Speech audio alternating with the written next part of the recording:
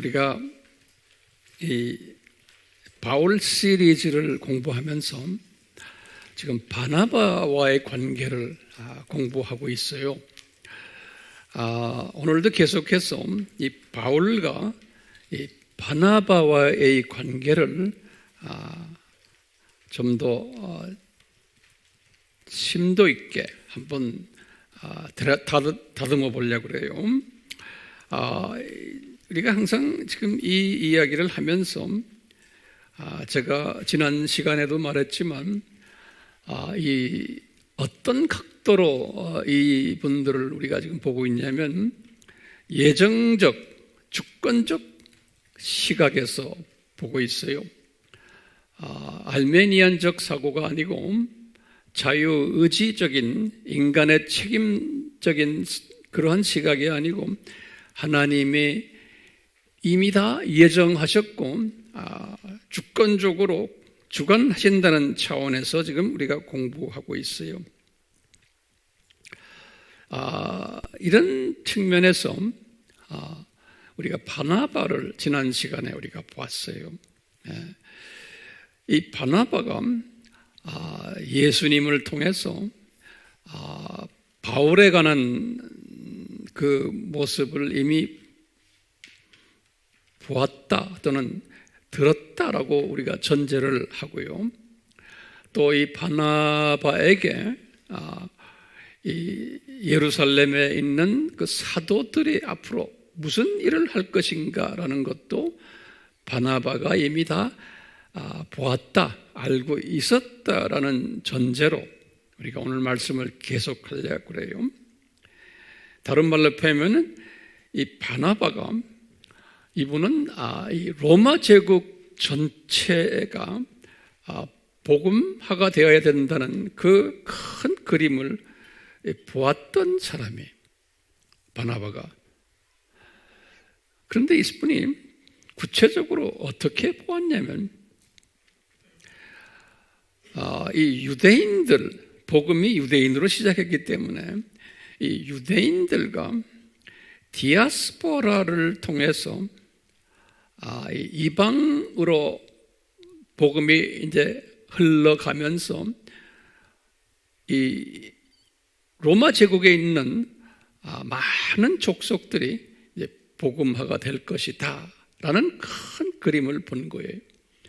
그렇기 때문에 바나바가 본 것은 우선 유대인들과 본토에 있는 유대인들과 또 디아스포라 유대인들, 이분들이 복음화가 돼야 되고, 또한 이분들이 복음화가 된 것이 아니고 이제 로마 제국으로 퍼져나가야 되는 이분들이, 그래서 이분들을 통해서 이제 이방인들이, 각 족속들이 복음화가 되는 이 그림을 바나바가 본 것이에요.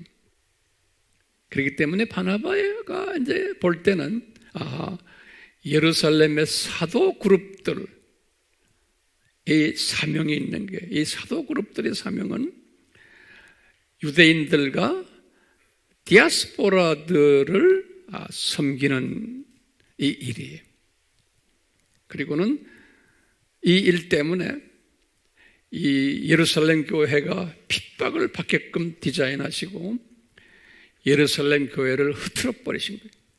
그래서 전 터키 지방까지 다 교인들을 흐트러 놓으시고 거기에서 디아스포라 유대인들에게 복음을 전하도록, 그리고는 그 디아스포라 유대인들, 우리 같으면 이민교회들, 우리 한인 같으면, 그래서 이분들이 또 그 주변에 있는 현지인들에게 복음을 전하도록 이렇게 디자인된 것을 바나바가 깨달았어요. 그렇기 때문에 바나바 입장에서는 이 12 사도들과 또 예루살렘 교인들은 상당히 중요한 분들이다, 이런 사명을 가진 분들이다라는 것을 알고 있었어요. 그런데 이분들은 한계가 있다면 뭐냐면은 이방 사회로 뚫고 들어가는데 좀 약했던 거예요. 그 이방 족속들에게 들어가서 할 만한 분을 예수님께서 바울이라는 사람을 임명하셨어요. 그것도 이분이 알았어요. 제가 볼 때는 예수님이 바나바에게 말씀을 하셨던 것 같아요. 뿐만 아니라 나중에 다메섹에서 이 바울이 개종을 할 때 아나니아에게도 말씀을 하셨어요. 그런데 이 아나니아가 분명 바나바에게도 다시 확인시켜 줬던 것 같아요. 그러니까 이 바나바 입장에서 보면은 바울도 필요한 분이고 또 사도들도 이제 필요한 분이에요. 그렇기 때문에 바나바 입장에서는 이 두 그룹들을 잘 엮어야 되는, 하나로 묶는 일들을 해야 되는 사명을 가졌던 분이, 우리 지난 시간에도 우리가 보았지만 이 두 그룹이, 바울 팀들과 이 사도들 팀들이 서로가 별로 좋은 사이가 아니었어요. 환경의 그 차이 때문에 또는 여러 가지의 그 다른 것들 때문에 그런 공부들을 지난 시간에 하면서 이 다른 이 두 그룹을 하나로 묶어야 되는 사역이 바나바의 사역이다라고 본 거예요.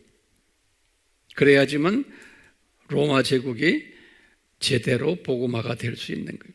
그러니까 바나바가 볼 때는 자기 사역이 상당히 중요한 사역으로 보고 있었어요. 자기 사역이 화평케 하는 도구가. 그렇기 때문에 이 화평케 하는 사람으로 이미 디자인됐기 때문에, 주권적으로 예정된 분이기 때문에 요분의 이런 일을 할 수 있도록 아주 성품을 그런 성품으로 만드신 거예요. 이 바나바가 이 일을 감당할 수 있도록. 그래서 우리 사도행전 11장 24절에 요분의 성품을 이렇게 했죠. 이분은 참 굿맨, 착한 좋은 사람이고, 그 다음에 성령이 충만하고, 그 다음에 믿음도 충만했다라고 사도행전 11장 24절에 이렇게 딱 써 있어요. 그러니까 이분은 아주 성품이 좋은 분으로, 화평케 하는 분으로 아예 디자인되어 있어요. 그렇기 때문에 이분이 본래 이름은 요새라는 이름이었는데, 이 12 제자들이 이분이 하도 이런 것 잘하니까 몸에 배어 있는 거예요. 그러니까 이름을 바꿔줬죠. 바나바로. 바나바. 이것은 격려해주는 사람, 화평케 해주는 사람, 이런 의미예요. 바나바라는 뜻이 이름까지 이렇게 바뀌어준 거예요. 그렇기 때문에 이 바나바는 자기의 사명이 무언지를 분명히 알고 있었어요. 그런데 바나바가 가졌던 고민이 하나 있었어요. 자기가 이런 사명자인데 바나바가 가지고 있는, 제가 볼 때는 거룩한 고민이, 바나바가 가지고 있었던 거룩한 고민이 뭐냐면요, 이 일을 로마 제국 복음화를 위해서 이 두 팀이 하나가 돼야 되는데 이 두 팀이 하나가 되지 못하는 부분이 이분의 고민거리 중에 하나예요. 그렇다고 이게 서로가 불편한 관계니까 바나바가 스스로 이런 생각을 했었던 것 같아요. 그러면 내가 앞장서서 한번 복음화를 해볼까? 로마 제국 복음화를? 내가 앞장서서 이 사람들 도저히 관계가 안 좋으니까 힘든데 아예 내가 해볼까? 이런 마음도 가졌었을 것으로 저는 보고 있어요. 그 이분의 고민에, 그렇다고 무슨 고민이 있냐면 자기 자신을 들여다보니까 자기는 이런 자질을 가진 사람이 아닌 것을 스스로가 알았어요. 이 바나바가 자기 자신을 보니까 이게 자기 고민이 뭐냐면 자기는 성품이 진취적인 성품이 아니에요.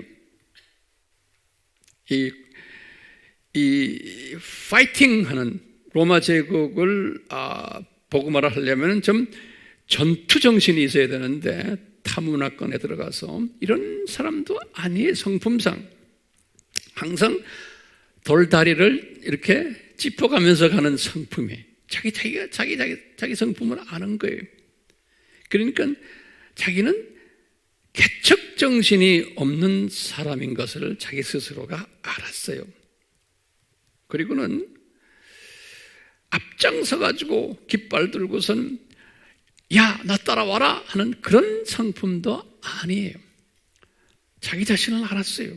그러니까 이분은 어떻게 했을 때 편하냐면 남이 해놓은 걸 따라가면서 이렇게 정돈시켜주면서 그 뒤에서 이렇게 잘 다듬어주는 일에 특별히 자기의 그 사명감을 가지고 성취감을 가지는 이런 스타일의 사람이었어요.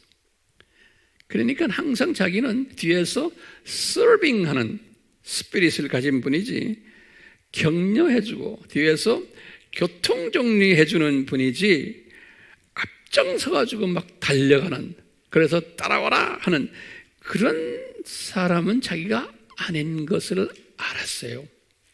우리들도 바나바 같은 사람이 있고 바울과 같은 사람이 있고 베드로 같은 사람들 다 있잖아요. 예. 그러니까 자기가 하나님이 주어주신 그 본성이죠. 이것을 우리가 극복할 수 없어요. 인정해줘야 돼요. 그러니까 바나바는 자기가 이런 일을 할 수 없다는 것을 알았기 때문에 이분은 자기가 가지고 있지 않는 성품을 바울이라는 사람이 가지고 있고 베드로 팀들이 가지고 있는 것을 알았어요. 예. 그렇기 때문에 이미 바울에 대해서 메시지를 받았거든요. 바나바가 저 사람 이제 로마 제국을 향해서 뛸 사람이다 라는 걸 이미 알았어요. 예. 그렇기 때문에 이제 이분의 입장에서는 바울을 예루살렘 팀들과 잘 만나가지고 서로 좋은 관계를 맺어가지고 하나가 돼가지고 이 일을 하면 참 좋겠다라는 생각을 성령님이 바나바에게 주셨던 거예요. 예.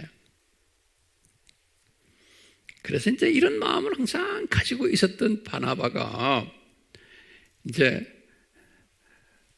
바울이 이제 다메섹에서 개종한 그때 이미 이분이 가졌어요. 개종하고서 이분이 3년 동안 아라비아로 내려갔잖아요. 바울이 내려갔을 때 이분이 그때부터 내가 볼 때는 이제 바울을 위해서 아마 기도를 했던 것 같아요. 저 사람 이제 주님 만지십시오. 예. 그러다가 이제 3년 동안 외롭게 있을 때 뒤에서 계속 중보로 도와줬었던 것 같아요. 제가 짐작하기에는 바나바가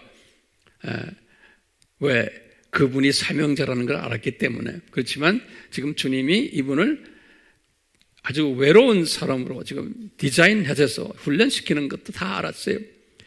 그러다가 이제 3년이 끝나가지고 다메섹으로 돌아온 소식을 예루살렘에 있을 때 들은 거예요.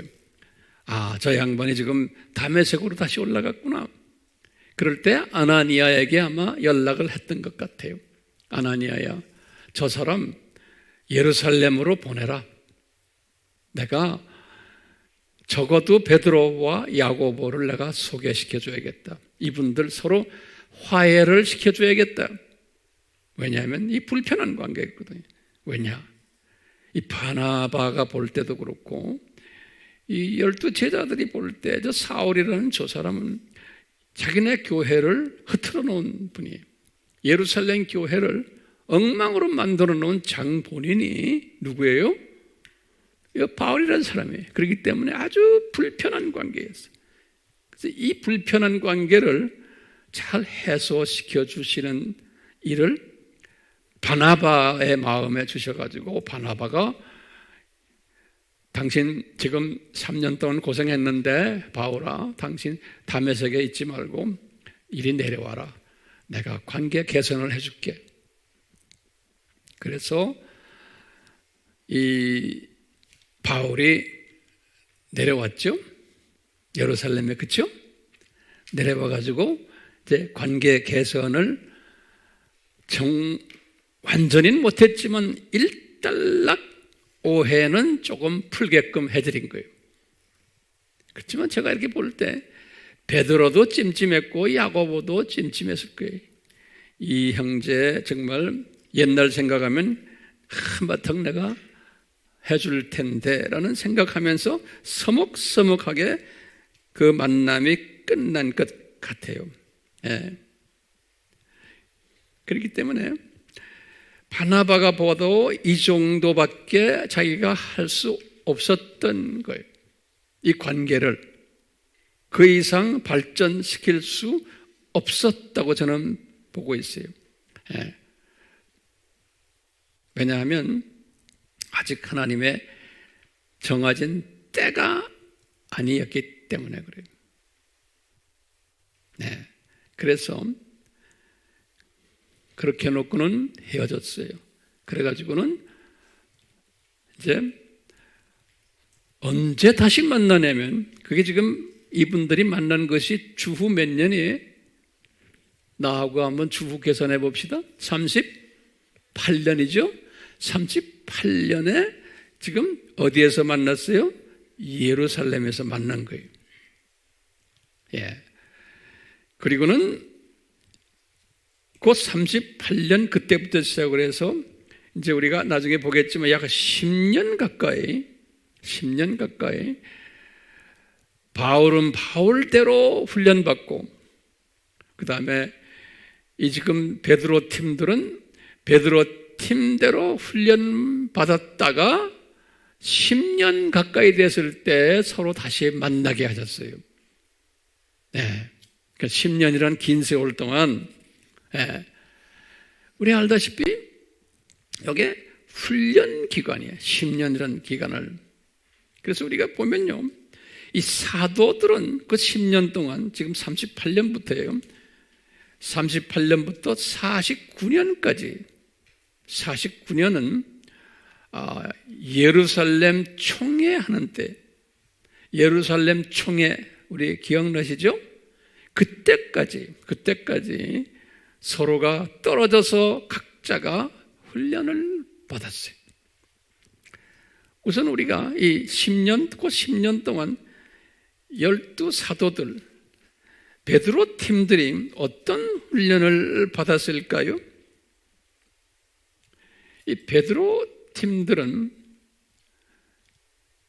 아예 주후 32년에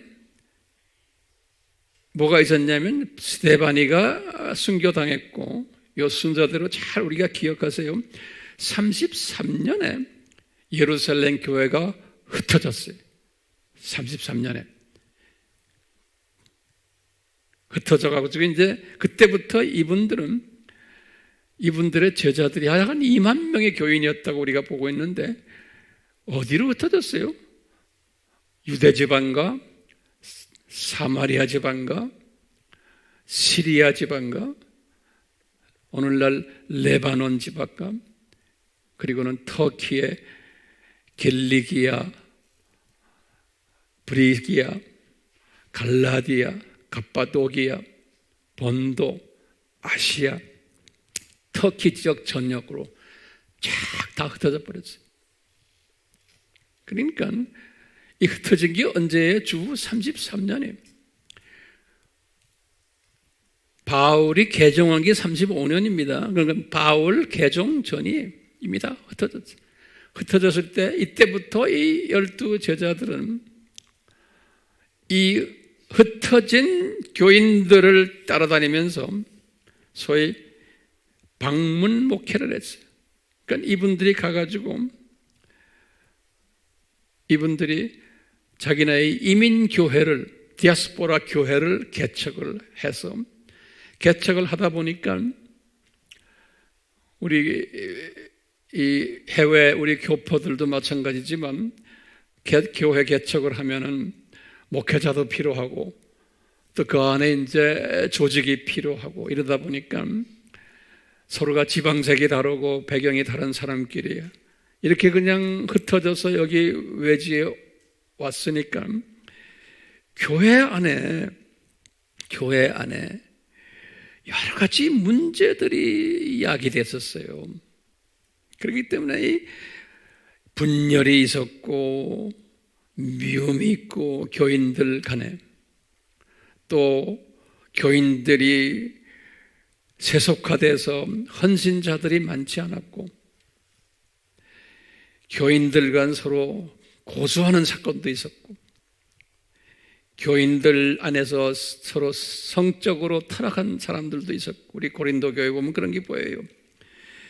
대부분이 영적 유아들이었고 교인들이 썬데이 크리스천들이 대부분이 그리고는 가정 문제가 많았던 교인들도 많았고 또는 야고보가 보면은 소득의 격차들도 있었고 그 안에서 돈 잘 버는 사람도 있었지만 대부분이 가난했고 거기다가 또 신학 이슈들도 교회 안에 있었어요. 여러 가지 신학의 이슈들을 기독론과 삼위일체론과 부활론과 뭐 이런 것들 가지고 서로 다투고 그러니까 이 교회가요 지금 이 디아스포라 교회가 시끄러웠어요.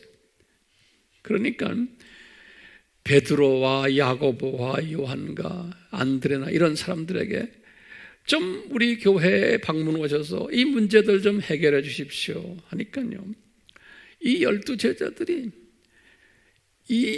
그 당시에는 비행기도 없죠. 뭐 기차도 없어 하니까 말을 타고 걸어서 이 먼 길을 다니면서 엄청난 고생을 하면서 교회들 방문하면서 교통 정리해주는 이런 사역들을 해왔던 기간이에요. 예. 그러니까 이 12 제자들에게는 상당히 고생스러운 기간이에요. 그뿐 아니라 교회 밖에서도 문제들이 많았어요. 이분들이 지금 이 이민교회 밖에서도 왜? 예수 믿는다는 그것 때문에 그 바벨론 종교를 믿었던 분들 또 그 안에 유대인 그룹들이 예수 믿는다는 것 때문에 이 디아스포라들을 엄청 핍박을 했어요. 인종차별도 시키고 사회적으로 불이익도 매기고 종교차별을 하고 그것 때문에 재정적 불이익도 주고 예수님 때문에 아이들 학교도 제대로 다니지 못하게 방해를 하고 이런 모든 일들을 교회 안에서의 문제가 있었지만 교회 밖에서도 이런 문제들을 가지고 있었어요. 그렇기 때문에 이런 문제들 때문에 베드로나 야고보나 요한이 바빴어요. 이분들 방문 다니면서 교통 정리해 주느라고. 예. 그러니까 이 10년 동안 이 12 제자 그룹들도 상당한 스트레스 속에서 목회를 했던 기간이에요. 그러니까 속으로 항상 이 사울이라는 저놈이 우리를 이렇게 흐트러 놔가지고 우리가 이렇게 그냥 이 먼 길을 오가고 하면서 이 고생을 하고 우리 교인들 저렇게 지금 고생시킨다라고 본 거예요. 예. 그러니까 누구한테 원망을 하겠어요? 이 바울을 원망하는 거예요. 저놈 자식 때문에 우리가 지금 이렇게 고생을 한다. 이것을 바나바는 알고 있었어요. 이분들이 바울에 대한 나쁜 감정이 있는 것을. 10년 동안은 그 감정을 가졌던 기간이. 한 번은 만났지만 예루살렘에서 이 방문 목회라는 것은요, 이건 상당히 힘든 목회예요. 그 특징을 보면은 방문 목회라는 건요, 자기 목회자 입장에서 보면은 자기 고정 멤버가 없는 거예요. 그게 문제예요. 뿐만 아니라 본부라고 있지만 예루살렘에 아주 소수만 모여 있는 곳이에요. 그러다 보니까 본부 교회가 헌금도 잘 안 거치고 가끔 가다가 홍수나 기근이 나오면 전혀 봉급이 없어가지고 헌금이 없어가지고 어떻게 했어요? 이 이민교회들이 헌금을 해가지고 보태주는 그러한 일들이 있었어요. 예루살렘 교회를 도와주는. 그러니까 이 12 제자들의 입장에서 보면은 자존심이 엄청 상하는 거예요. 자기네가 보태줘야 되는데 거꾸로 보탬을 지금 받고 디아스포라 교회에 의지를 해야 되는 이런 그 상황에 있었던 분들이 상당히 스트레스 받는 기간이에요. 방문 목회를 하면서 그뿐 아니라 방문 목회를 하다 보면 이 목회자들의 가정 문제가 또 있는 거예요. 항상 떠돌이 여행자 생활을 해야 되기 때문에 자녀들은 그냥 집에 두고 사모님도 집에 두고는 그냥 1년 12달 거의 나그네 생활을 하는 이런 그 특성을 가졌던 기간이었어요. 그렇기 때문에 이 10년, 지금 10년은 지금 제가 보면 그냥 쉽게 말하면 바나바의 소개로 예루살렘에서 만난 게 주후 몇 년이에요? 38년이에요. 이때부터 계산해가지고 10년을 계산하면 49년 예루살렘 총회에서 다시 만나는 거예요. 그때 바나바와 같이. 그러니까 바울이 예루살렘에서 만나가지고 그분은 자기 고향으로 갔죠. 그 후부터 언제 베드로와 야고보를 만났냐면 예루살렘 총회 때. 그렇죠? 그게 49년이에요. 그러니까 약 10년 후에 다시 만나는 거예요. 근데 그 10년 전후로 그 기간 동안에 지금 이 12 제자들이 받아왔던 스트레스들이 훈련, 그걸 내가 지금 설명했어요. 제 말 잘 따라오시죠?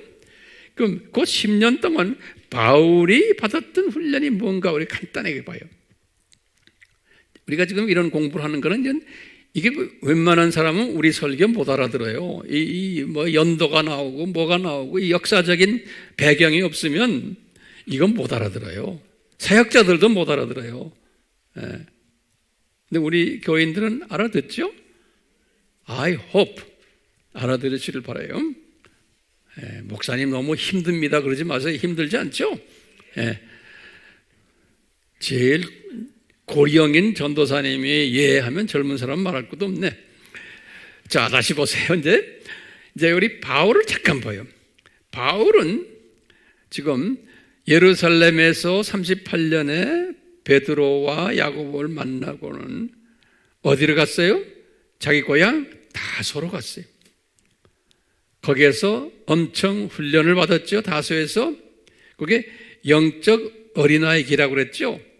영적 유아기는 개종에서 38년까지고, 자, 영적 유아기는 바울이 개종 35년에서 다소까지 간 기간을 우리가 38년까지를 영적 유아기라고 그러고, 다소에 도착해가지고 3층천 올라간 41년까지를 영적 어린아이 기로 보는 거예요. 그러니까 다소에 도착한 것이 영적 어린아이 기로 진입한 거예요. 잘 따라오시세요? 예. 그래서 이제 이분이 이제 38년에 어린아이기로 진입해가지고 쭉 41년이 3층천 올라간 해예요. 그때까지 훈련을 받았어요. 그러다가 이제 3층천으로 올라간 게 41년에 그때부터 이제 소위 안디옥 교회의 사역자로 불려간 것이 45년이거든요. 그 기간을 우리가 무슨 기간으로 봤어요? 영적 사춘기로 본 거예요. 그래가지고 이제 안디옥 교회에 도착해서부터 청년기로 들어가는 거예요. 청년기.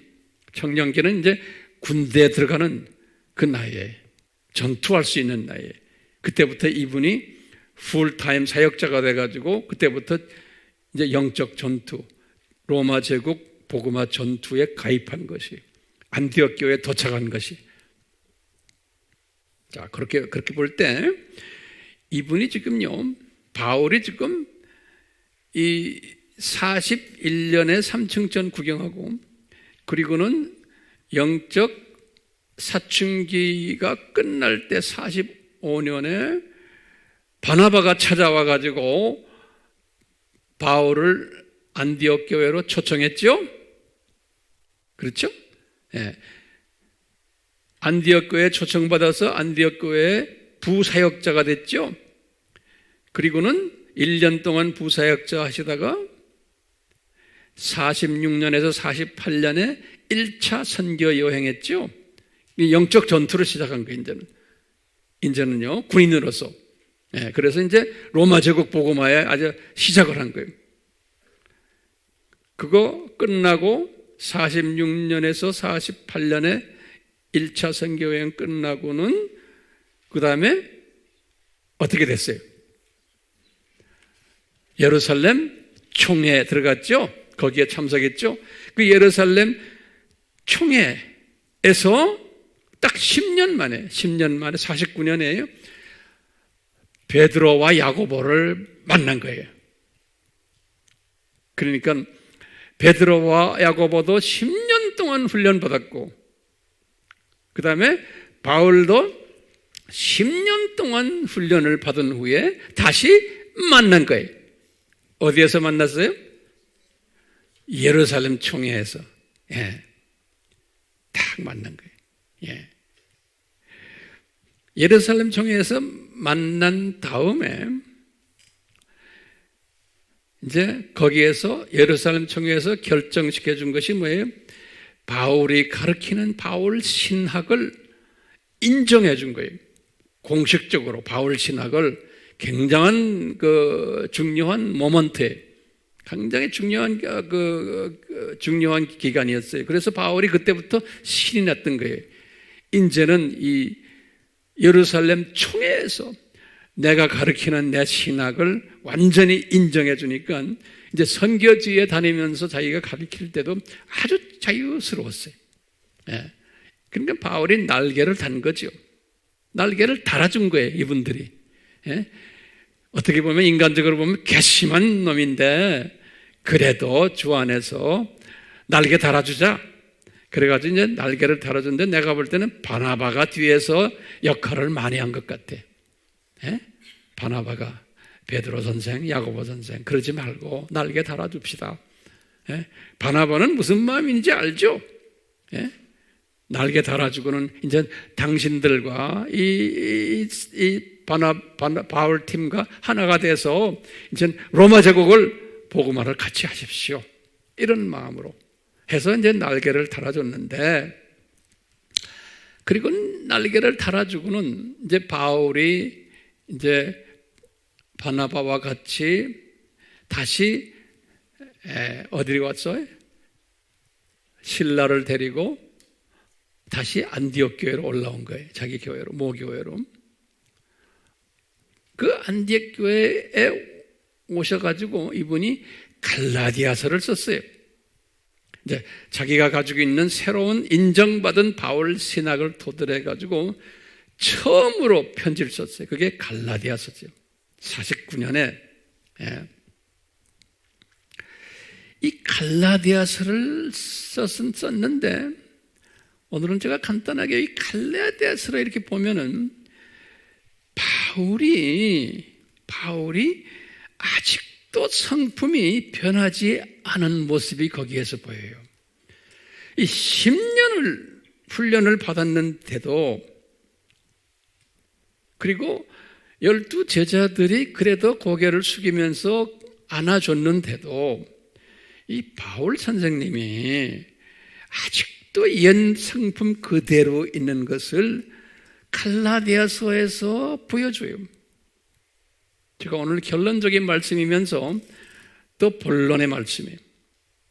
간단하게 내가 보시면 이 바울이 옛 성품이 큰 변화가 없었던 것을 알 수가 있어요. 이분이 개종해서 몇 년이 됐어요? 49년이니까 개종해서 14년이 됐는데도 옛 성품 그대로 있는 모습을 볼 수가 있어요.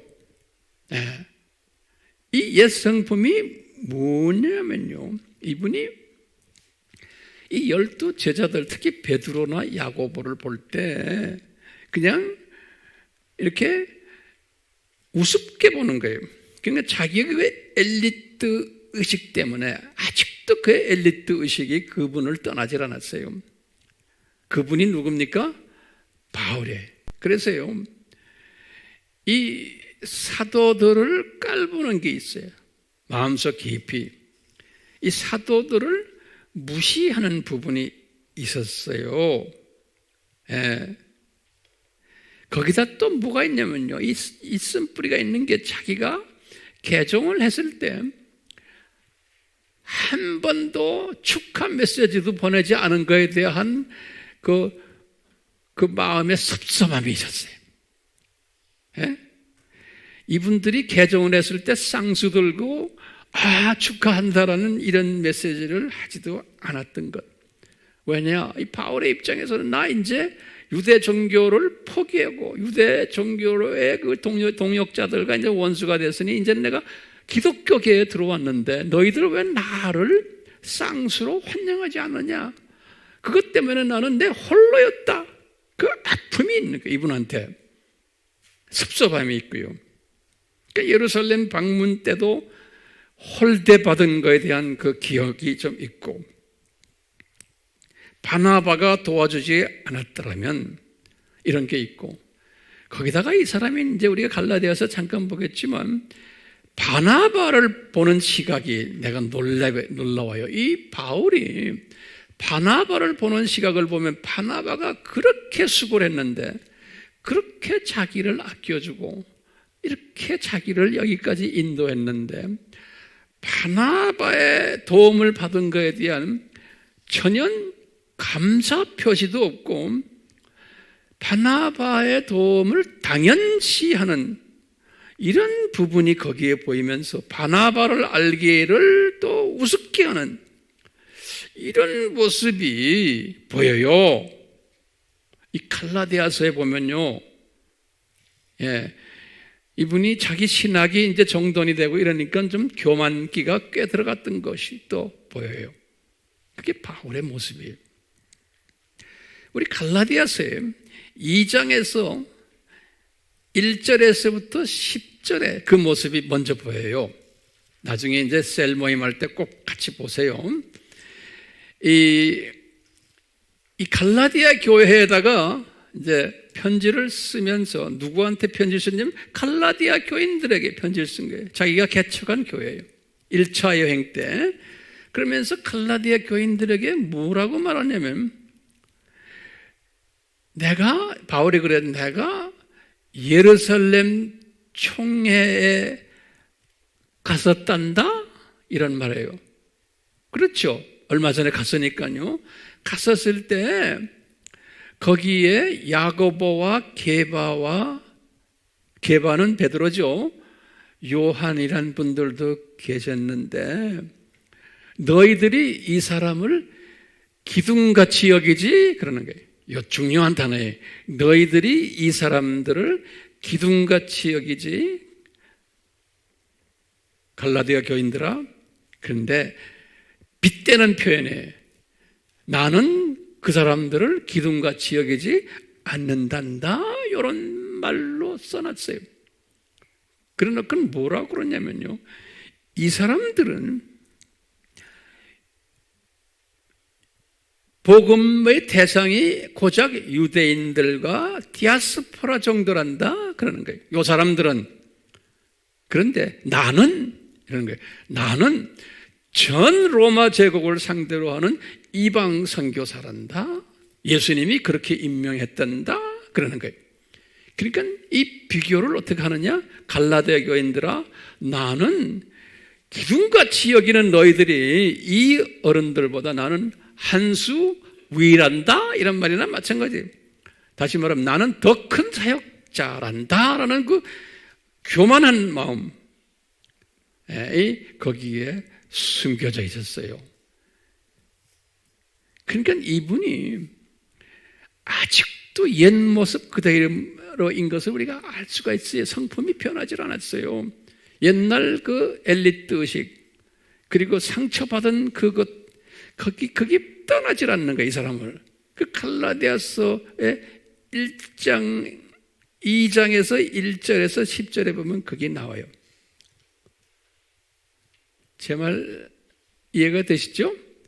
그리고는 두 번째로 또 이야기하는 거예요. 갈라디아 교인들에게 무슨 이야기 하냐면요, 예루살렘 총회가 끝난 다음에 우리가 위로 이제 안디옥으로 올라왔잖아. 그런데 좀 있다가 베드로가 바나바랑 또 다른 팀들과 같이 안디옥으로 그때 올라왔단다. 우리 만나고, 그리고 거기서 교제를 했는데, 이는 그 무슨 일이 있었는지 아냐? 안디옥에 그때 올라왔는데 총회 끝나고는 내가 보니까 아주 기똥찬 행동을 하더라, 이 사람들이. 그러는 거예요. 그것도 적혀 있어요. 무슨 기똥찬 행동을 하느냐? 베드로가 바나바랑 이런 사람들이 유대인 그 지도자들이 이방인들과 식사를 했단다. 그런데 이방인들과, 베드로가 특히 이방인들과 식사하는데, 베드로가 식사를 하는데 야고보가 자기 제자들을 데리고 음식 먹는 베드로에 가까이 왔단다. 그러니까 베드로가 탁 놀라가지고, 아이고, 이방인들과 식사하면 안 되게 돼 있는데, 그러면서 쓱 일어나가지고 안 먹은 채 하면서 뒤로 물러나는 모습을 봤다? 누가 봤어요?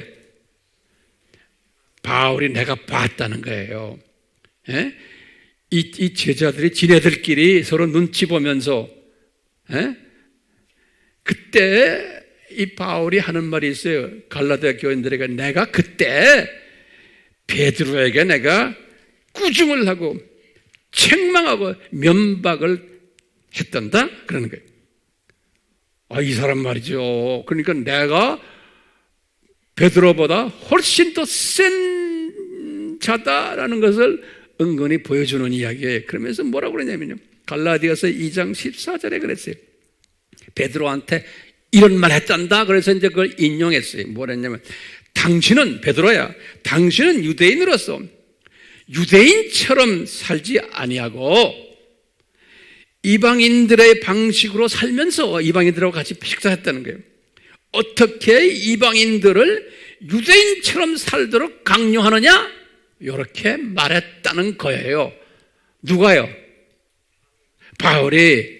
그러니까 내가 베드로보다 더 영적으로 센 선생님이다 라는 것을 은근히 보여주는 거예요. 그러니까요, 우리가 바울을 성인이라고 그러는데, 우리 베드로도 우리가 성인이라고 그러지 아직 성인이 아니에요.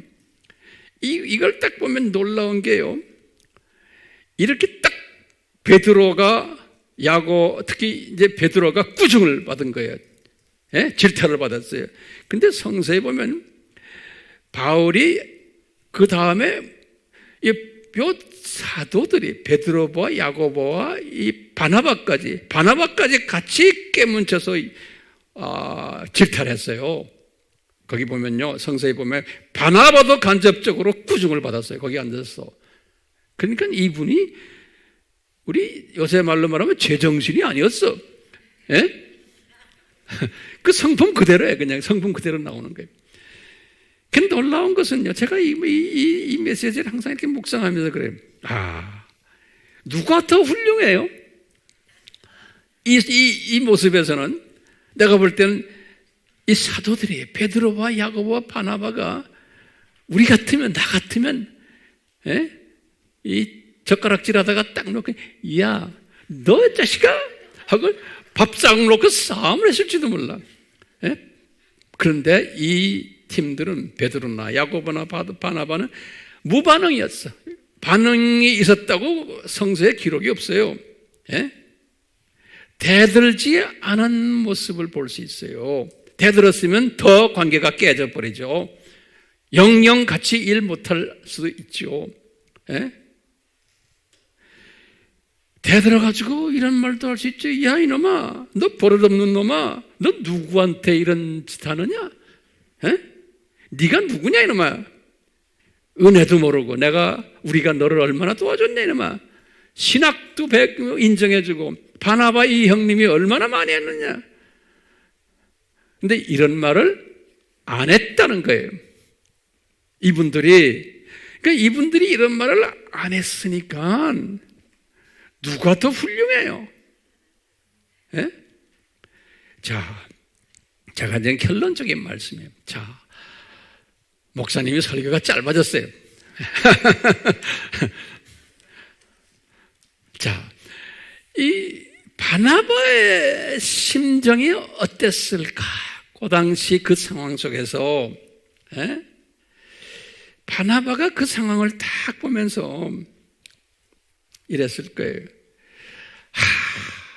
나는 분명히 예수님한테 요 베드로 팀들은 로마 제국 복음화를 위해서 유대인과 디아스포라를 전문적으로 사역해야 되고, 그 다음에 이 바울 팀들은 이방인들 전문적으로 사역해야 되는데, 이렇게 지금 관계가 지금 이게 서먹서먹해졌으니, 이거 어떡하지? 베드로의 바나바 입장에서는 상당히 딜레마에 있었을 거예요. 이게 점점 힘들어지는구나. 연합이 쉽지가 않겠구나 라는 생각을 했을 것으로 보고 있어요. 그래서 성서를 이렇게 자세히 보면요, 그 49년 지금 요 사건 이후부터 예수님도 손을 드신 것 같아요. 예수님도 손을 드신 게 어떻게 나오냐면 그 후부터 바나바가 등장하지를 않아요. 그뿐 아니라 그 후부터 바울은 홀로 쓰는 연습을 시키세요. 바울을 너는 독불 장군으로 혼자 뛰어라. 예수님이 너는 안 되겠다. 그래서 너 독불 장군이란 말은 뭐냐면 예루살렘 팀들과 너는 같이 일 못하겠다. 그리고 바나바하고도 일 못하겠다. 왜? 바나바도 성품이 좋은 사람이지만 이제는 참는 것도 한계가 있지. 너 어떻게 제자들 앞에서 바나바까지 막 욕을 하느냐? 네 은인인데, 바나바는 사람인데. 그랬을 분명히 거예요. 그래서 그때부터 이 바울은 독불 장군으로 이제 2차 선교여행, 3차 선교여행, 앞으로 4차까지 독불 장군이었어요. 이분들이 도움이, 연합이 없었어요. 그 독불 장군으로 일하면서 항상 동역자들을 붙여줬어요. 그러니까 바울과 같이 일할 수 있는 성품이 좋은 사람들을, 바울이 강한 분이기 때문에 강한 사람 붙여놓으면 안 돼요. 그러니까 이 예수님께서는 이 강한 바울에게 디모데 같은 이쁜 아들, 누가와 같은 사람, 실라, 디또, 브리스길라, 아굴라 다 착하고 괜찮은 사람들이, 루디아,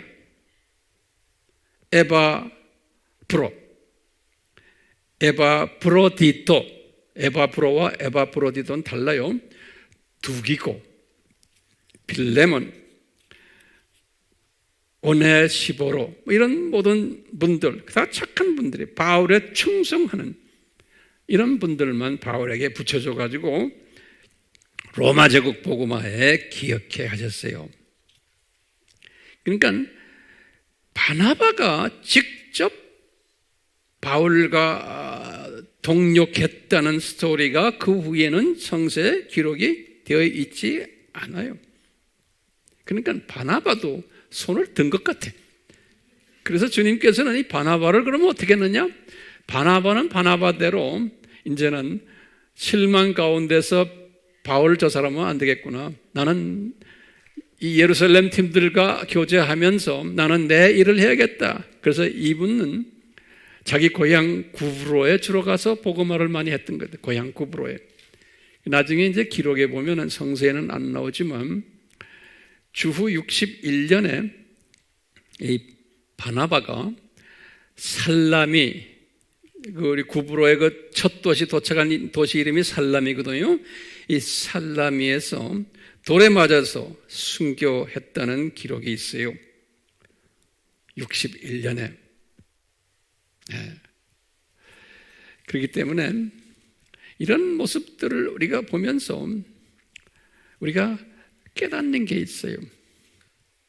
첫 번째 뭐냐?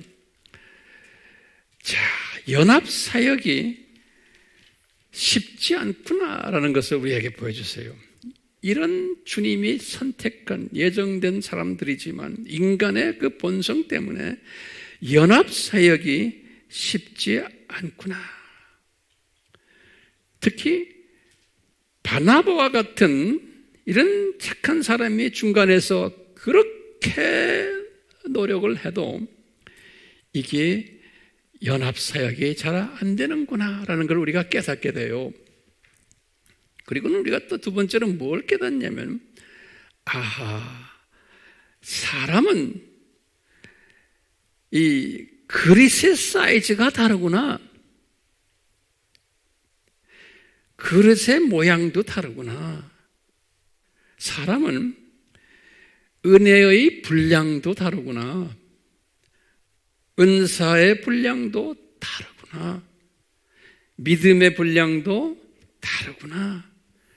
그렇기 때문에 이 다른 것을 인정하는 것이 필요해요.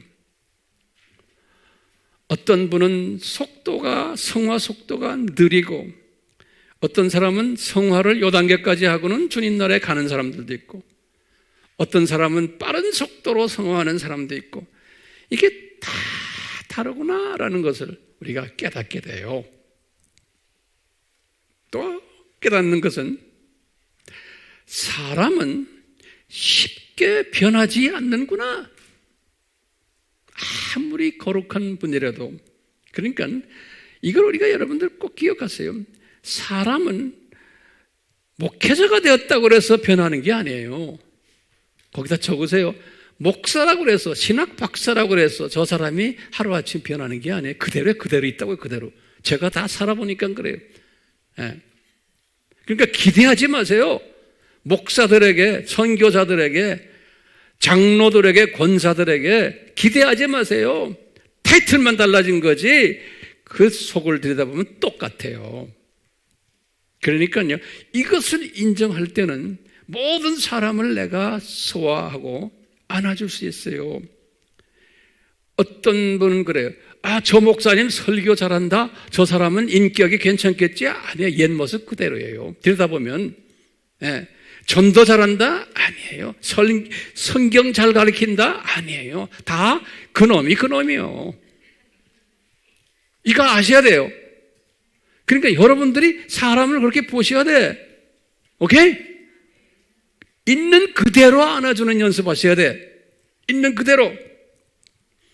황 목사님, 저 사람 우리 목사님이고 뭐 연세도 어느 정도 됐고 뭐 말씀도 재미있게 잘 하시니까 뭐 우리와 다르겠지 않아요? 나도 똑같아요.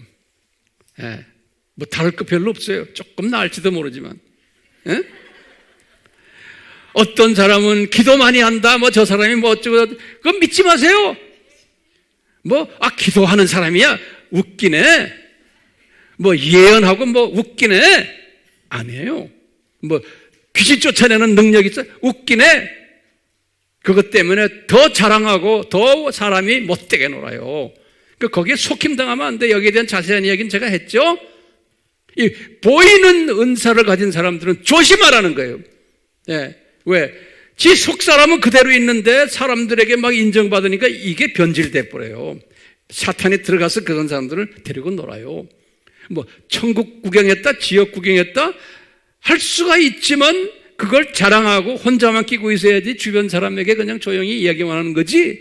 그것을 온 사방팔방에 막 이야기하고 내가 오늘도 예수님 음성 들었다, 뭐라 그러시더라, 내가 물어보니까 무슨 말씀하시더라. 그거 조심하세요. 그러면 사람들이 수천 명이 들어와서 물어보고 그러더라고요. 보니까 내가 유튜브에 보니까 자기도 모르게 변질돼 버려요. 악령이 들어가가지고 데리고 놀아요. 이 영적 분별력을 갖고 계셔야 돼요. 예. 사람은 그런 경험했다고 해서 변하는 게 아니에요. 오늘 바울을 보세요.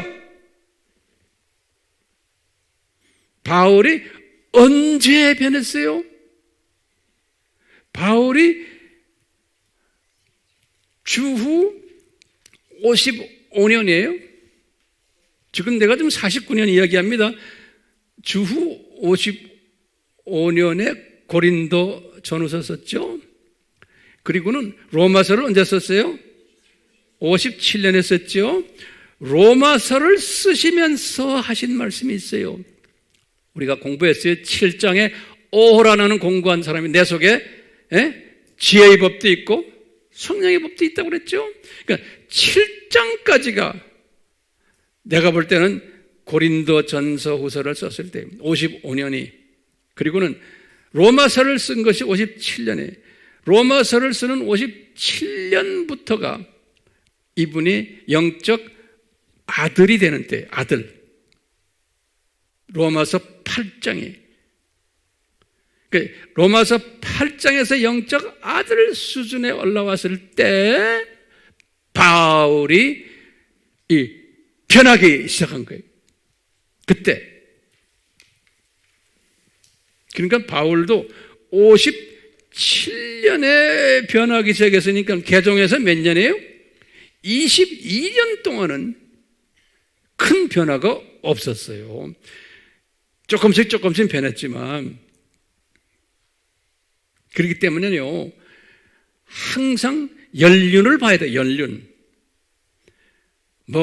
내가 모태신앙도 아닌데 어쩌다가 내가 예수님이 나한테 오셔가지고 내가 기독교인이 됐습니다, 이러면서 그냥 천국 올라왔다 내려왔다는 사람들 나는 안 믿어요. 연륜이 필요한 거예요. 연륜이 필요한 거예요.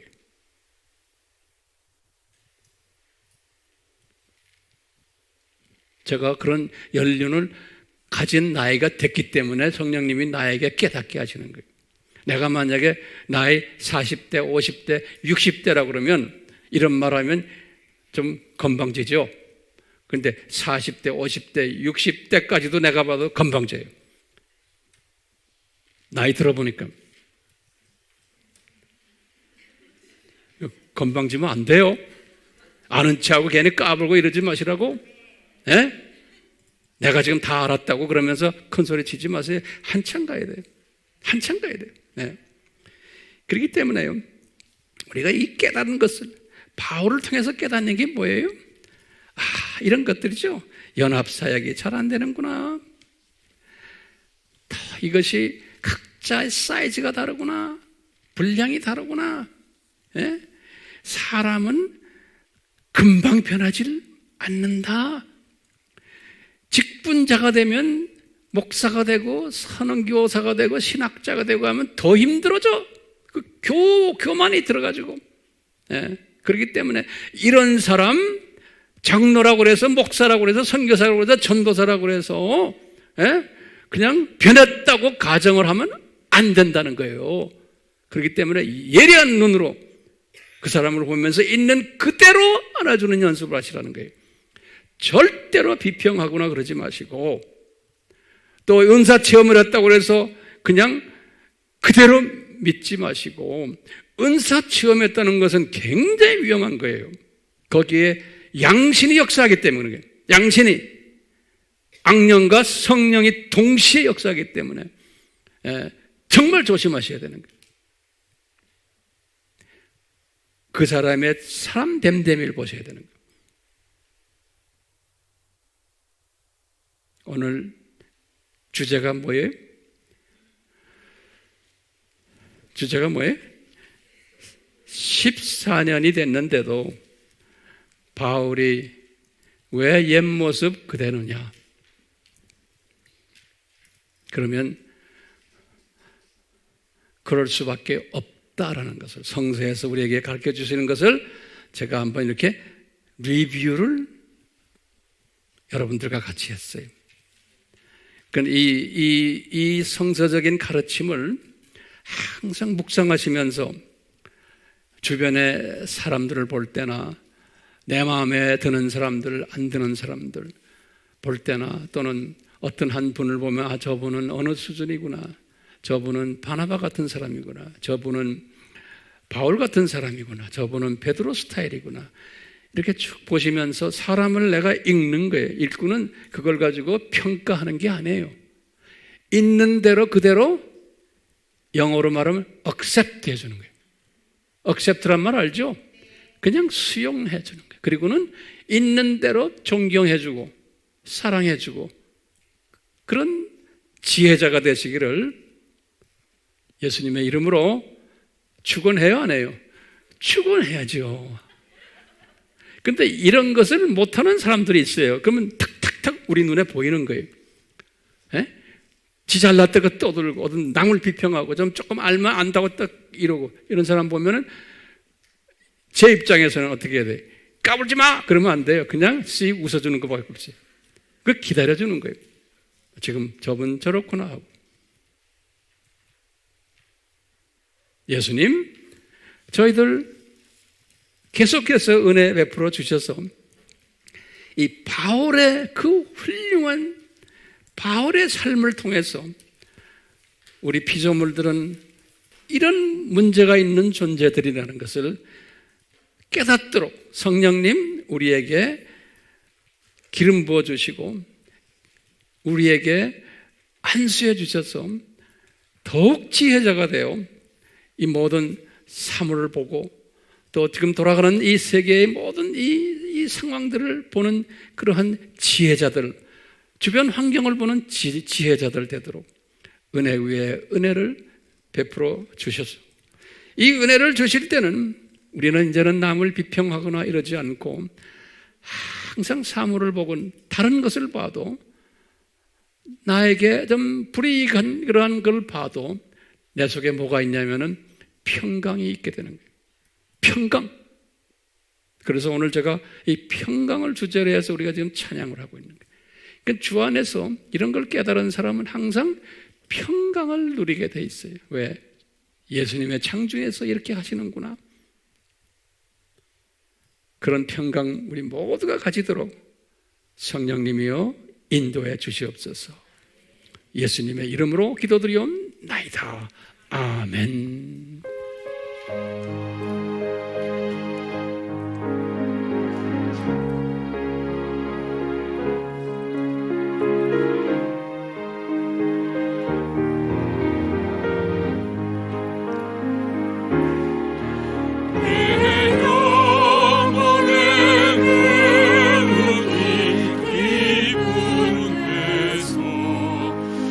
바른 거라게 걸려나네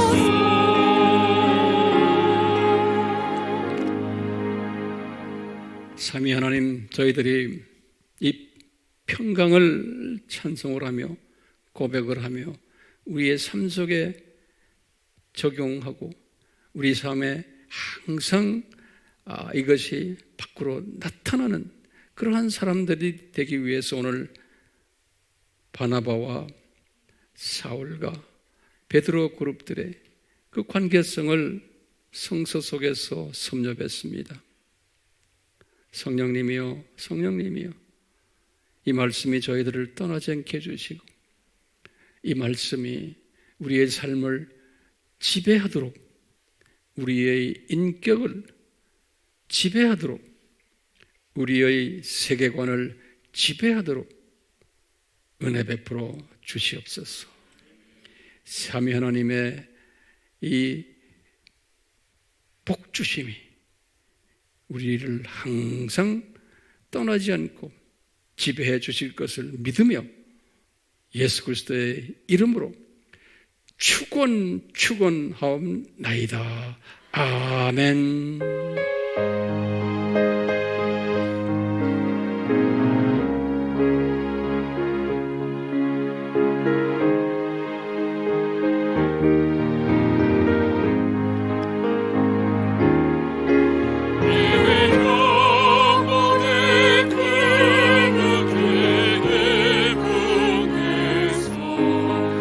I